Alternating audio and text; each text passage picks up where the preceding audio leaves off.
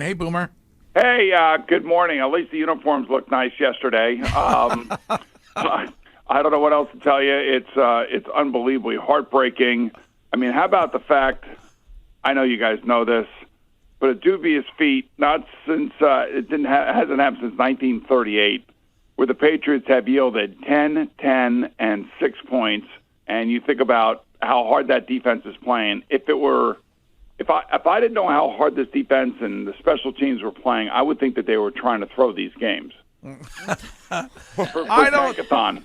Yeah, I mean, we've discussed that countless times. You have to have everybody on board. It's like a conspiracy, I guess. So I don't think that's what's going on. It is either that or you just play a quarterback that doesn't know what he's doing. I mean, that does have a profound impact on a game, especially one in which they're shut out. Again, I mean, arguably the greatest dynasty in sports ever has been reduced to looking like chicken poop. I mean, how did we get here, Boomer? Well, it's totally collapsing, or has collapsed. I don't know. We're going to have a high draft pick, whoever that is, most likely a quarterback, either Caleb Williams, maybe Drake May, maybe Jaden Daniels.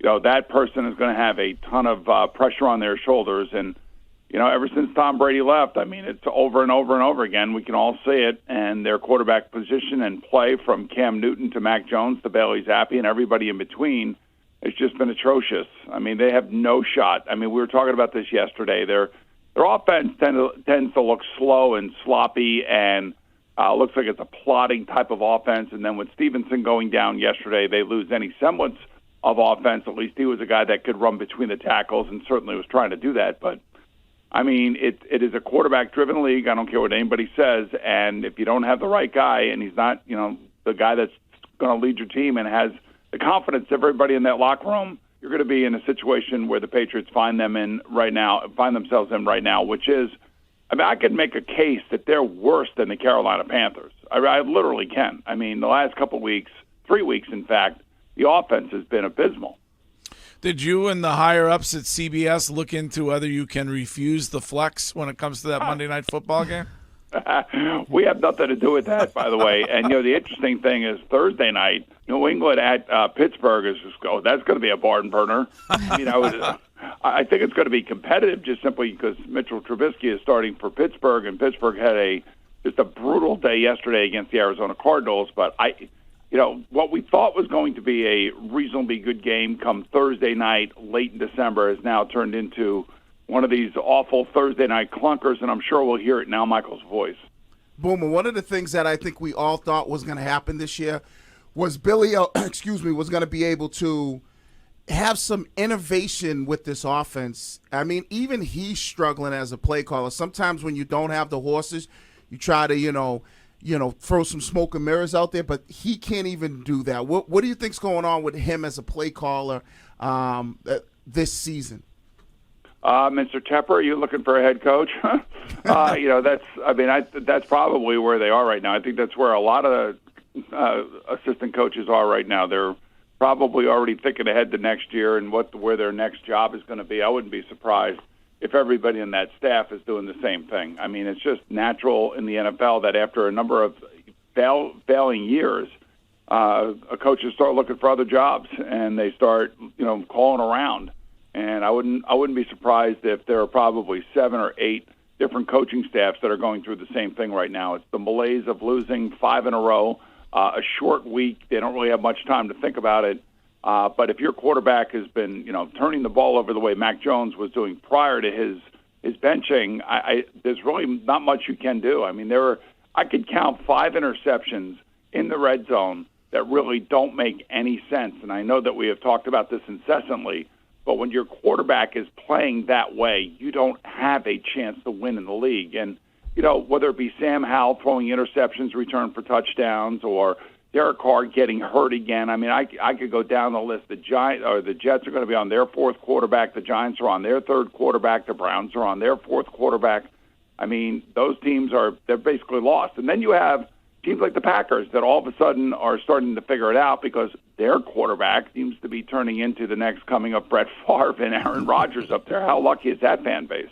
Boomer, the Mac apologist at the beginning of the season spent week in, week out blaming the O-line. Could you blame the O-line for what we saw yesterday out of Bailey Zappe? I would say I was a Mac apologist because I didn't like the way that he was being coached last year, and I thought that Bill O'Brien would change it. I think there's a lack of speed at the wide receiver position. If you watch Tyreek Hill or you watch A.J. Brown or Christian McCaffrey, the top-end wide receivers and ball handlers in this league, Courtney, you see guys that change the game when the ball gets in their hands. The Patriots don't have anybody like that. They have Ezekiel Elliott and they have Ramondre Stevenson as their running backs. I mean, that's, they're both in between the tackle guys. They're not explosive guys. There's not much explosiveness to that offense. And think about when the offense was good. It involved Gronkowski, it involved Edelman and Wes Welker, and I can go down the list, Randy Moss, and that's when they had Tom Brady at his highest. And I just think that the Patriots are so far away from that when it comes to skill positioning. It really, at this point, it's a moot point to even think that they can score more than 14 points in a game. Boomer, you bring up Tyreek Hill. The Patriots love to get a bargain, and so yesterday you saw on CBS the drop by Tyquan Thornton, who was their thought of a Tyreek Hill-esque guy, a fast player. Matt Groh, after the draft, said, if you want fast players, you got to get draft fast players. What is the general national consensus on the Patriots' approach to roster building? Is it viewed as Bill's or Robert's decision to not spend the money? I think it's Bill. I think everybody thinks, Bill's a good talent evaluator and has been for, as long as he's been around. It's whoever evaluated Mac Jones, I think initially they hit on it, and then all of a sudden it just took a major downturn, and his confidence is in the toilet.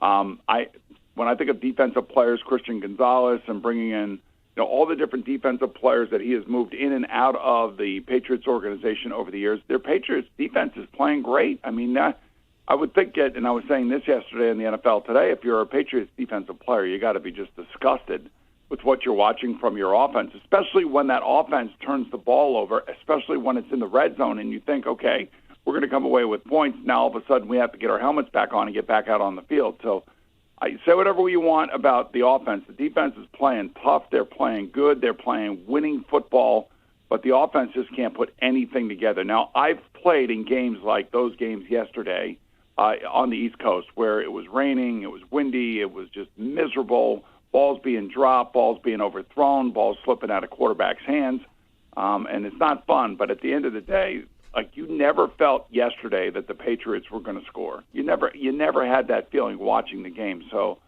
I think the talent is acquired by Bill. I think he's the one that really holds on to all of that. That's going to be the interesting thing if he does leave.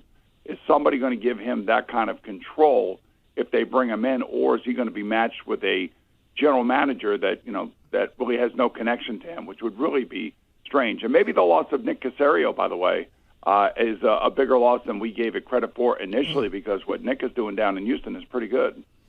Not only did the Niners hand the Eagles a beating, but the Eagles may lose the services of their head security guy after he got into it on the field. Have you ever seen anything like that, Hardo? I've never seen anything quite like that. I know who that security guy is. I know that there isn't a thing that goes on the field in an NFL football game at that stadium without that guy's approval. That's how much power that guy has in that building. And I don't know if the Patriots have somebody that's akin to him. I'm not sure if MetLife Stadium has anybody that's kind of akin to him as well. But there's a guy that has more power on a football field in a stadium than that guy for the Philadelphia Eagles. That's why when it happened, we all knew who he was, because we've all been down that road trying to get people on the field in pregame and stuff like that. Me when I was with Westwood One or ABC. He's locked in down there, if you know what I mean. I mean, he ain't going anywhere, and I don't think the team is going to make a big deal out of it, but I know the NFL will. Is a healthy Niners team the best in the NFL? Yeah, by far. They had a little swoon earlier in the year, but what I love about them guys, is that they are physical on offense, man. They have that outside zone run that they run just like Mike Shanahan used to run with the Denver Broncos and with the Washington Redskins when he was there. Now it's Kyle Shanahan's turn, and it's reminiscent of all those great offenses that John Elway played in and had Terrell Davis. So these guys, they know how to run the ball. They're physical offensively. They're physical defensively. I think their weakness is their secondary. You can throw on them if the pass rush can't get to the opposing quarterback. But by far the best balanced team, the most physical team, and a team that I fully expect, assuming they stay healthy here, to represent the NFC in the Super Bowl. And I think it's going to go through San Francisco because I think they're going to win the rest of their games, and I wouldn't be surprised if Philly gets drilled by Dallas next week. Question of the week for Boomer is brought to you by McFarland Energy, the trusted source in Greater Boston, the North Shore, and all of Cape Cod for home heating oil delivery and HVAC work. Doesn't look like your Jets are going to make the playoffs, Boomer. So is it a mistake for Aaron Rodgers to come back this season? Yes, 100%. He's not going to come back. I think his whole thing is a pile of you-know-what. And, he wants to keep himself in the media, and certainly with the McAfee show being as popular as it is each and every week, we all wait with bated breath about what he's going to say. I think they're holding their breath every time he goes out to practice and kind of throws and bounces around on that Achilles. It's physically impossible to go out there. And now with the Jets season completely spiraling out of control, there really is no reason for him to go out there. He should do what Kevin Durant did. Kevin Durant sat out a full year and then came back to the Nets and was really a great player because he gave his Achilles a chance to heal totally, and that's exactly what I think Aaron Rodgers should do. Boomer, you talk about the San Francisco 49ers. When do you think, and I think what they're doing, especially John Lynch out there, is smart. When's the rest of the league kind of smarten up and go get good players who are on trash teams like Christian McCaffrey? That's why I think the 49ers are so good. You see them make a move for a guy like Chase Young. New England doesn't do it. You see a lot of Kansas City's a team that should be doing it. What is the issue with these GMs not wanting to go after elite players that are on trash teams that can help their organizations? Well, right now, some of it has to do with can they afford them in terms of their salary cap. And, of course, Brock Purdy being the last player selected in his draft 2 years ago isn't making a lot of money. So, therefore, you can build around him and you can add pieces like Christian McCaffrey. They have a top-end salary cap that is really interesting when you look at it.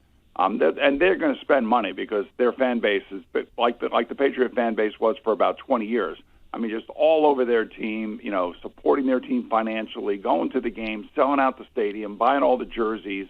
So they're spending the money, and they're spending the money on bit pieces around Brock Purdy. Look, they hit the ultimate mega lottery just like the Patriots did with Tom Brady with this kid, Brock Purdy. That's how good he is. And so John Lynch is, going after guys, trying to find those guys that are disgruntled, that are good, that want to come to San Francisco and prove their worth. It'd be interesting to see whether or not they extend Chase Young. That would be an interesting one. I don't think they will. If they do, it'd be a short term because of his knee issues. But I can't say enough about that front office. They have hit it big, and they've also recognized when they've made a mistake. They drafted Trey Lance number 3 overall, and they got rid of him. So not very many teams will do that with the first draft pick that high, and especially at the quarterback position. That's probably what the Jets' biggest problem was going into this year, keeping and holding on to Zach Wilson. Should Chiefs fans be worried after last night? Yeah, I would be. I don't think their offense is anything close to what it was. I know they won a Super Bowl last year without Tyreek Hill, but I think that's starting to come home to roost a little bit. And Miami is flourishing. What happened yesterday was good for the Bills. With a number of the teams that were in front of them losing in their playoff race, so the Bills get themselves back into it, and now they go to Kansas City this week, and they're probably catching them at the right time. So we still got a lot of football left, but I think Kansas City has got a bump in the road right now, and I think most people don't feel intimidated by the passing game of the Chiefs any longer. All right, Boomer, we'll talk to you again next week. Hopefully we will have moved from the number 2 pick to the number 1 pick by next week, if that's possible. You never know, guys. Keep your fingers crossed. Right, by the way, that would be interesting. If the Patriots end up with the number 1 pick, does Bill Belichick stay there? That to me is an interesting question, and whether or not that would change the dynamics of what's going on in New England right now. It's going to be interesting. Boomer, thanks. All right, guys. Have a good day.